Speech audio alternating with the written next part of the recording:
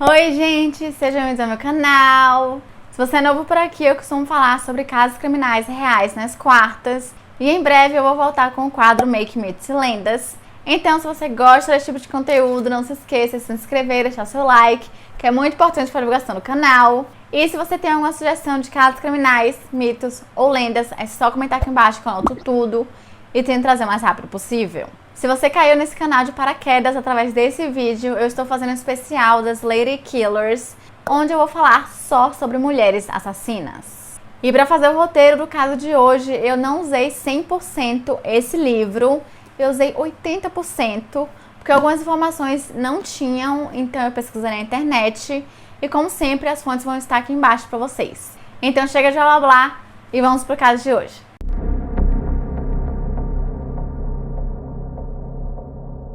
Nanny Doss nasceu como Nancy Hazel no dia 4 de novembro de 1905 em Blue Mountain, no Alabama. Era filha de Jim e Louisa Hazel e tinha 4 irmãos, sendo um menino e 3 meninas. E sua família era dona de uma fazenda no condado de Calhoun. Nancy passou grande parte de sua infância evitando o pai, que era um homem extremamente violento e com temperamento explosivo. E se seus filhos precisassem trabalhar na fazenda, James Hazel não hesitava em tirá-los da escola. Aos 7 anos de idade, Nancy sofreu um acidente onde ela estava dentro de um ônibus que parou bruscamente e então ela bateu a cabeça em uma barra de metal que tinha no banco da frente e, consequentemente, a partir disso, ela começou a ter diversas dores de cabeça e apagões. Aos 15 anos de idade, ela decidiu abandonar a escola para poder trabalhar na fazenda em tempo integral, visto que a situação financeira de sua família era a mais precária possível. No mesmo ano, ela se casou com um menino chamado Charlie Braggs, que havia sido aprovado pelo seu pai alguns meses antes. E Charlie estava bem animado com o casamento, porque Nancy era uma menina bonita e muito legal. Mas não demorou muito até que ele percebesse que ela tinha um temperamento extremamente difícil e que toda a sua família era daquele jeito. De acordo com Charlie, Nancy mudava de temperamento muito fácil. Se tinha alguma coisa que incomodasse ela em algum momento, em outro momento não incomodaria mais. E se ela se irritava com alguma coisa que ele fizesse, ela simplesmente ia embora por dias ou semanas. O casal chegou a ter 5 filhos, mas infelizmente 3 deles morreram, o que Charlie achou bem esquisito, sendo que ele também tinha percebido que antes de 2 morrerem, eles estavam com dores estomacais, mas ele não sabia exatamente o que aquilo significava. Jim Hazel acabou abandonando a mãe de Nancy, fazendo com que ela sentisse ainda mais ódio por ele e não deixasse que ele conhecesse seus netos. E Charlie sofria problemas com bebida e também traía a Nancy o tempo inteiro. Para lidar com isso, ela também começou a ir a bares onde se encontrava constantemente com outros homens. Após 8 anos de muitas brigas, Charlie ficou cansado de ficar sempre tendo que procurar por Nancy pelo Alabama e então pediu o divórcio. E sabendo que ela não iria cuidar de suas 2 filhas, ele levou sua filha mais velha consigo, chamada Melvina, e deixou Florina, seu bebê recém-nascido, com James Hazel. Mas Nancy continuou na casa de Charlie até ele voltar um ano depois com sua nova namorada, e então ela se mudou para a casa de seus pais junto com Melvina. Pouco tempo depois, ela se casou com um homem mais velho chamado Frank Harrison, de Jacksonville, que tinha 2 filhos de um casamento anterior, mas infelizmente Frank não era um homem que Nancy pensava. Ele também tinha problemas com bebidas e era muito abusivo, mas o relacionamento de alguma forma acabou durando 16 anos.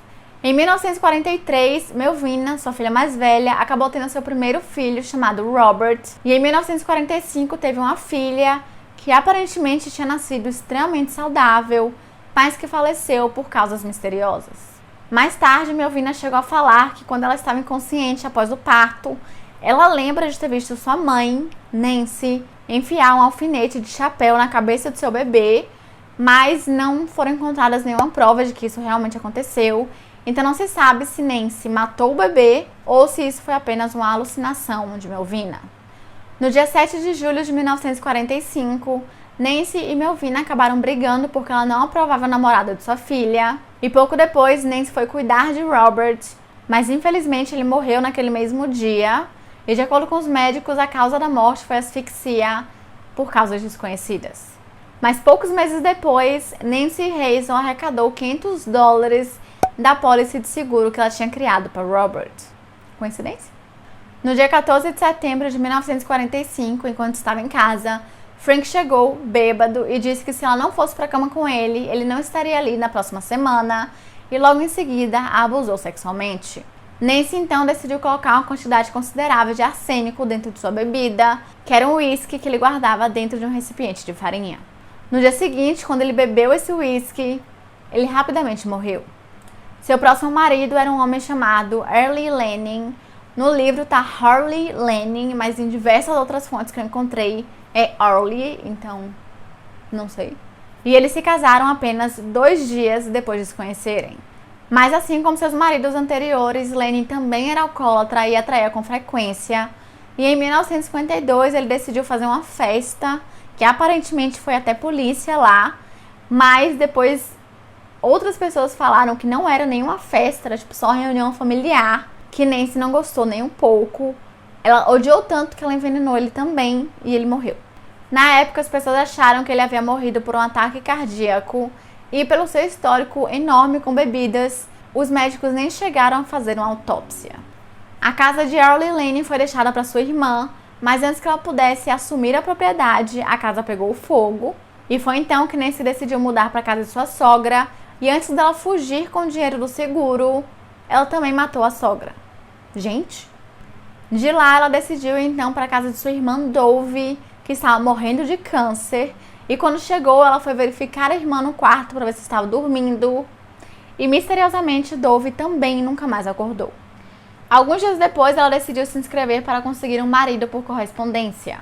Por apenas $5, ela passou a ser membro de um clube de corações solitários chamado Diamond Circle, que ficava localizado em St. Louis. E todos os meses, por 1 ano, os curadores desse clube lhe enviaram uma lista de homens solteiros, na qual ela poderia entrar em contato com quem interessasse. Foi então que ela conheceu o Richard Morton, um homem bonito que morava no Kansas, e o relacionamento dos dois também se desenrolou rapidamente. E no dia 21 de janeiro de 1953, Richard até mandou uma carta para o Diamond Circle dizendo que eles poderiam tirar seu nome e o de Nancy da lista, porque eles já estavam casados e muito felizes. Mas essa felicidade não durou muito tempo.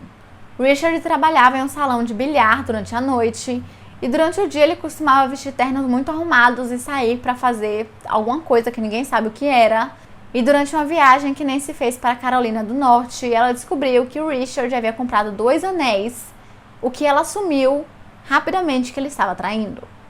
Ao voltar de sua viagem, ela trouxe consigo um pote de veneno líquido, onde misturou com o café de Richard e ele morreu. Mais tarde, os policiais teorizaram que ele não estava traindo Nancy e que, na verdade, os anéis que ele havia comprado eram para ela e que, quando ele percebeu que ela estava chateada com alguma coisa, ele penhorou esses anéis e comprou uma passagem para a Carolina do Norte, onde iria encontrá-la. O seu 5º e último marido foi um homem chamado Samuel Doss, que morava em Tulsa, no Oklahoma, e eles se casaram em 1953. Samuel era reparador de estradas e pastor em meio período na Igreja Batista do Livre-Arbítrio. E apesar de ele não ser que nem os outros maridos de Nancy, que eram violentos e alcoólatras, ele era sim um pouco abusivo, porque ele não deixava ela ter televisão, ou ao menos dançar. Na primeira tentativa de assassinato, ela misturou veneno com ameixas cozidas, que aparentemente era uma comida que muita gente comia naquela época, porque estava meio que na moda. E ele comeu tudo, mas para a infelicidade de Nancy, ele não morreu. Ele ficou apenas 23 dias internado no hospital. Na segunda tentativa, literalmente no dia seguinte em que Samuel voltou para casa, ela misturou veneno num café que ela já havia feito antes e funcionou e ele morreu rapidamente. Mas dessa vez o médico legista se recusou a assinar o atestado de óbito e ele disse que ele queria fazer uma autópsia para ver realmente qual tinha sido a causa da morte, o que Nancy adorou e super apoiou, falou que sim, que ele deveria fazer porque realmente eles tinham que descobrir. Os órgãos de Samuel Doss, então, foram enviados para o laboratório de Oklahoma, onde o patologista disse que tinha a quantidade de arsênico suficiente para matar 18 pessoas. E então Nancy foi acusada de homicídio. Durante toda a investigação, ela ria e flertava com os policiais e sempre parecia super alegre, fazendo até piadas sobre a situação. E foi a partir disso que recebeu o apelido Vovó Risonha ou Vovó Sorriso. Ela simplesmente estava amando toda aquela atenção da mídia e durante esse tempo ela estava mantendo contato com um homem chamado John Keel, que morava em Goldsboro, na Carolina do Norte. Ele chegou a pedir que ela fosse se encontrar com ele para que eles se casassem, mas ela disse que estava presa em Tulsa E ela dizia a ele que seu nome era Nanny Doss e não Nancy, e John só foi descobrir a verdade quando viu ela em todos os noticiários. Em todas as suas entrevistas, ela flertava com cinegrafistas e apresentadores, de modo a criar uma intimidade entre ela e o público. Durante seu interrogatório policial, confessou ter matado Samuel Doss porque ele era muito pão duro.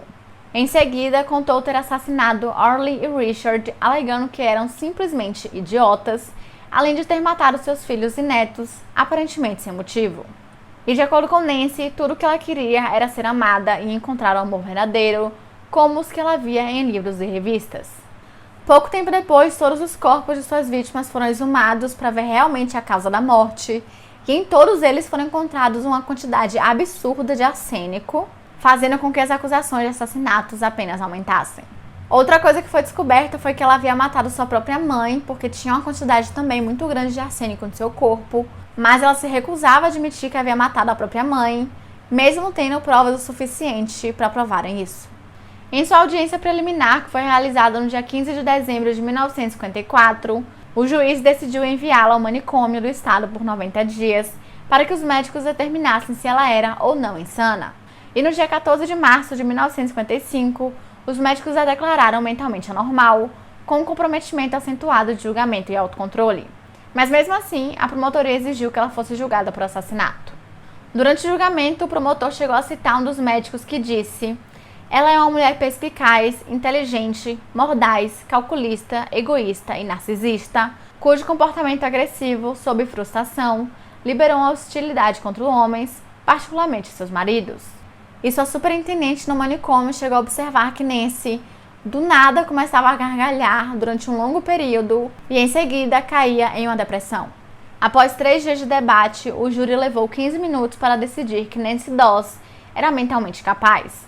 O julgamento oficial foi marcado para o dia 17 de maio, onde ela se declarou culpada de todas as acusações, e a sentença de prisão perpétua foi declarada no dia 2 de junho.